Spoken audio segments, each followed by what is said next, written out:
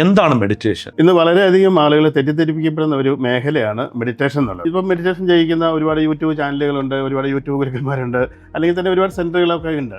അപ്പോൾ എന്താണ് മെഡിറ്റേഷൻ എന്ന് ചോദിച്ചു കഴിഞ്ഞാൽ, മെഡിറ്റേഷൻ എന്ന് പറയുന്നത് നമ്മുടെ ഉള്ളിൽ ഉണ്ടായി വരേണ്ടതായിട്ടുള്ള ഒരു ഗുണവിശേഷമാണ്.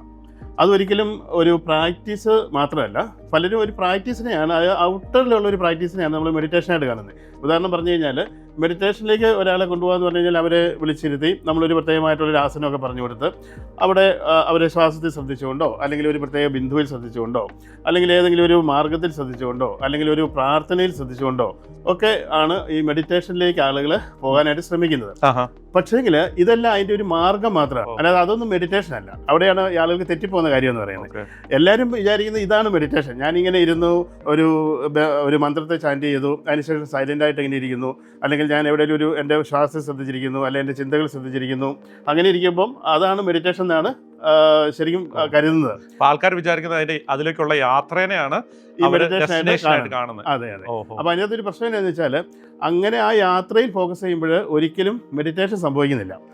മെഡിറ്റേഷൻ എന്ന് പറയുന്നത് ഇതെല്ലാം അതിനുള്ള ഓരോ വാതിലുകളാണ്. പക്ഷേ മെഡിറ്റേഷൻ എന്ന് പറയുന്നത് ഇതിൻ്റെ ആഫ്റ്റർ ഇഫക്റ്റായിട്ട് നമ്മുടെ ഉള്ളിൽ സംഭവിക്കേണ്ട ഒരു തലമാണ്.